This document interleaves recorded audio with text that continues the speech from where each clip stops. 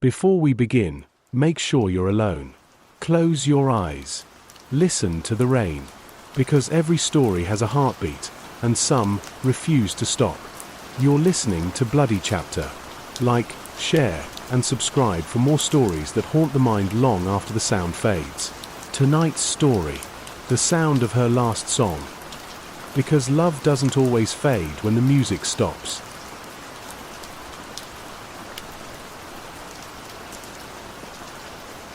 It's been 6 months since Emma died. 6 months since the apartment went quiet, except for the rain.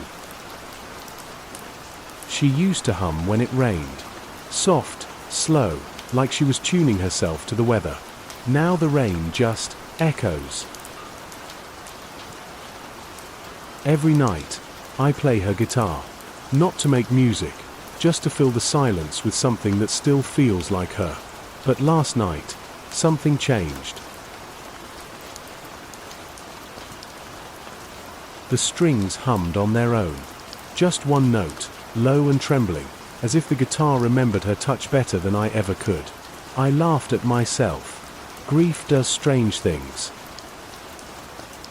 But tonight, the note came again. Same pitch, same rhythm, same sadness. Only this time, I didn't touch it. Then I heard her voice, faint, humming, from the corner near the window, where she used to sit when she wrote. The melody was hers, the same one she never finished. I whispered, "Emma?" The humming stopped, and the clock ticked, 3:11 a.m., her time of death. I told myself it was the rain, the wind, the city. But then, I saw something in the glass. The reflection of her, sitting by the window, head tilted, smiling faintly. She looked like she did the night before the accident. Hair damp, eyes bright, alive. I couldn't move. Every cell in my body screamed to run, but my heart said, "Stay." She raised her hand slowly, as if asking me to listen. And then, she sang. It was her voice. Perfect. Trembling. Beautiful. But the words were wrong. They weren't lyrics I remembered. They were mine. She was singing the things I'd whispered to her after she died. "You can rest now. You don't have to stay." I fell to my knees. Tears, rain, and fear all blurring together. Then, silence.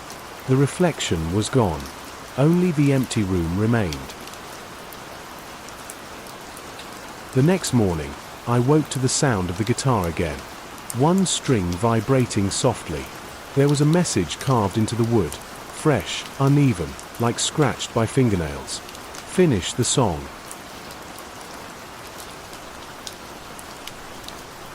That night, I did. I wrote the melody from memory, every note she'd ever hummed, every breath she'd left unfinished. When I played the last chord, the rain stopped. Completely.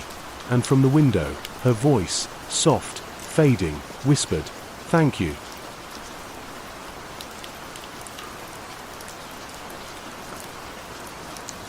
The next day, the neighbors complained.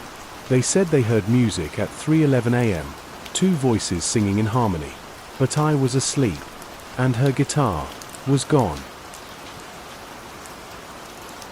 Now, whenever it rains, I still hear her song in the distance, echoing between thunder and time. It's not sadness anymore. It's just love, remembered.